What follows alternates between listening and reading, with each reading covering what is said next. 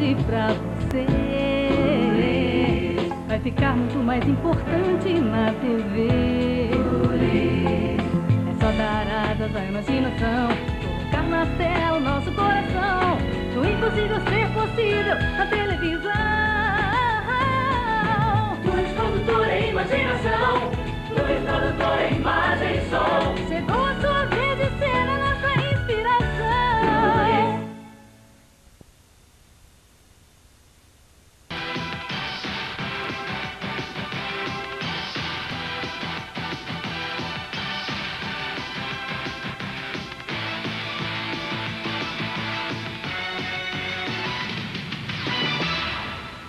Boa noite. De volta ao Conjuntura Regional, sejam bem-vindos. Na realidade, este programa surgiu para falar basicamente de economia. Pouco a pouco, a gente foi constatando que não é possível falar de economia sem desenvolvimento humano. Então, a partir desta semana, o Conjuntura vai estar contando com novos colaboradores.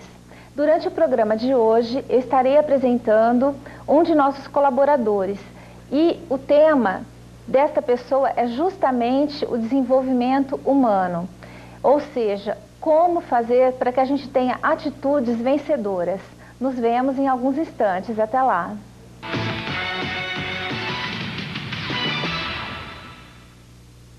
Vai votar? Que bom. Em Ribeirão, cerca de 30 mil jovens entre 16 e 18 anos estão em condições de votar nesse ano. Você que vai fazer 16 anos até 3 de outubro e tem menos que 18 anos, também pode votar.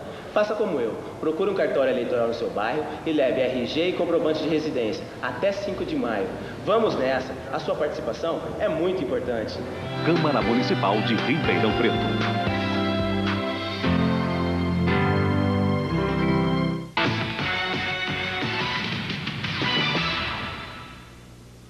De volta à Conjuntura, eu estarei apresentando Carlos Riosdorf. Boa noite, Carlos. Boa noite, é um prazer estar aqui com você, Maria Rita. Bom, eu gostaria de estar dizendo o quanto você é bem-vindo aqui, né? Você é um menino de São Carlos, aqui do lado, que aos 5 anos, né, ganhou uma caixinha de mágica. Pois é, essa é uma longa história, né? E justamente a história que eu gostaria de estar contando ao público, porque afinal de contas, a partir de agora, você estará vindo ao programa todos os meses, né, para falar desta parte de desenvolvimento humano, que é uma parte com a qual você já vem trabalhando há tanto tempo. E você, melhor do que ninguém, já que é um economista, pode dizer o quão é importante o desenvolvimento das pessoas para que o Brasil venha a ter uma economia forte. Sem dúvida nenhuma. A base de toda a sociedade, como não poderia deixar de ser, reside no indivíduo. Quanto melhor resolvidos são os indivíduos, quanto mais íntegros nós nos tornamos, íntegros no sentido de inteiros, de completos, quanto mais da nossa autorrealização nós conseguimos viabilizar, melhor são as condições para o desenvolvimento de todas as ações que dependem de nós, do país e da economia. Muitos planos econômicos às vezes sofrem grandes dificuldades porque se esquece de pensar como será o comportamento do agente econômico, da pessoa, do indivíduo, que vai ser decisivo na realização deste processo. Tudo na vida se consegue com pessoas, processos e percepções. E me diz uma coisa, Carlos, conta um pouquinho dessa história, né? Como que aos 5 anos você ganhou então essa caixinha de mágica e hoje você é um mágico conhecido internacionalmente, né? E que conseguiu descobrir este link entre a mágica, a economia e o desenvolvimento das pessoas. Pois é, essa é uma coisa interessante. Você sabe que a palavra mágica deriva de magiare, que significa sabedoria. Então, uma das coisas interessantes que eu notei no envolvimento artístico foi que a questão da mágica era muito mais profunda do que a questão do entretenimento, do que a questão do ilusionismo. A questão mais importante era o que é a realidade e por que é que a gente se ilude. Então, eu fui desenvolvendo uma carreira artística e, paralelamente a ela, uma carreira acadêmica, voltada para a questão da psicologia, da filosofia, de compreender o comportamento humano, como é que nós nos livramos das ilusões prejudiciais e como é que nós transformamos as benéficas, que a gente costuma chamar de sonhos, em realidade. Daí, esses anos todos de dedicação como conferencista e agora como autor também do livro Atitudes Vencedoras, que trata justamente dessa questão, de fazer a mágica, no sentido mais profundo da palavra, acontecer. E como é que a gente faz isso? Aristóteles deu uma grande dica. Ele disse, nós somos o que repetidamente fazemos. Ou seja, nós somos filhos das nossas atitudes, né? A gente fala muito em sonho no Brasil. O sonho é importante, mas o sonho é um combustível. Um combustível que sem motor não nos leva a lugar nenhum. Você sabe que eu posso dizer que durante esse ano que eu venho apresentando esse programa, eu tive a oportunidade de entrevistar 4 ministros de Estado, presidente da OAB, inúmeras pessoas assim de sucesso comprovado no país. E todos eles têm uma característica em comum, que é a humildade, né? Esse verdadeiro fascínio pelo aprendizado e o fato de sonharem. Porque eu acho que no momento que você sonha, você estabelece uma meta. No momento que você estabelece uma meta, você conhece a direção, você tem um rumo a seguir, né? E isso já é o que define o fato de você estar alcançando, de você estar chegando ao seu destino.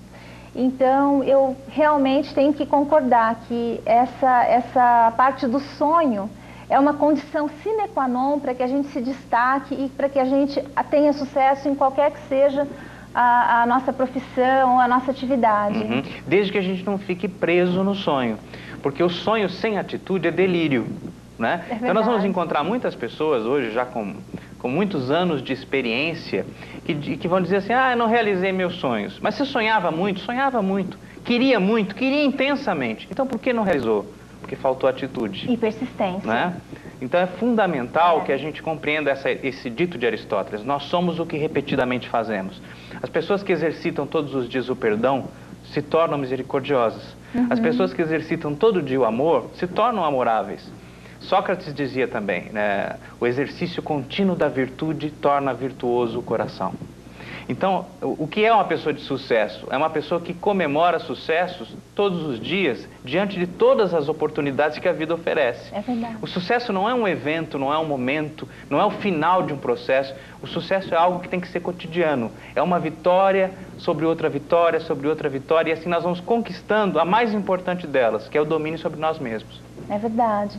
E quantas vitórias nós não atingimos sem que a gente mesmo perceba, né?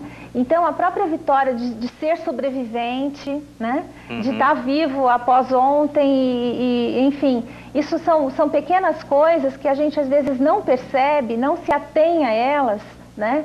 E que é fundamental para que a gente possa seguir em frente e para que a gente possa perceber que o lugar onde a gente vive é o melhor do mundo, as pessoas com quem a gente convive são as melhores do mundo. Eu acho que isso daí é muito do que eu vi aqui no seu livro, né? E agora, este livro, eu sei que ele não é um livro que você escreveu rapidamente, né? Eu acho que é fruto do seu trabalho de 10, 15 anos. Sim. Eu acredito que a gente que te conhece dessa longa data acaba percebendo que é um relato da sua vida prática, né? Eu acho que você viveu cada página que está aqui. Sem dúvida, sem dúvida.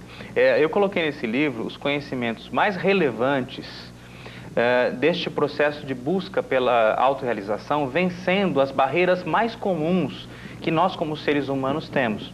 Uma delas, por exemplo, é que nós nos defendemos por necessidade. Todo ser humano se defende o que é seu, defende seu sentimento, defende a sua ideia.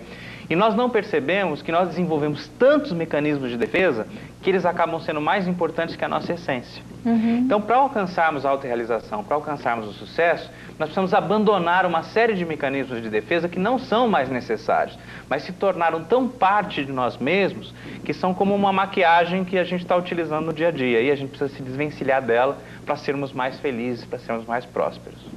Com certeza. Eu acho que a gente está tão acostumado a partir do princípio que a gente não pode ser o melhor do mundo em tudo aquilo que fazemos porque a gente nasceu num país que é pobre, enfim, que eu queria que você estivesse contando aquela historinha do livro daquele bebê, filho de uma jovem mãe solteira, que nasceu cego, negro, nos Estados Unidos, tinha todas as possibilidades de não dar certo na vida e, no entanto, é um grande sucesso, unanimidade no mundo.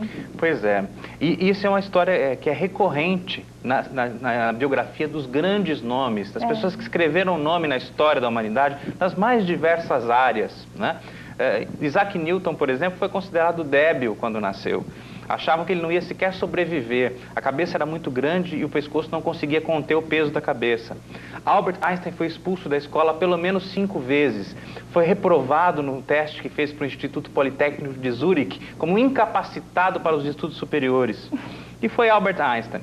Esse menino que você se refere nasceu, teve um problema na incubadora, ficou cego, nasceu negro, filho de uma mãe com uma vida bastante complicada em termos sociais, pobre num subúrbio, e tinha todas as possibilidades pela discriminação e pelas dificuldades que enfrentou de não chegar a ser um grande nome.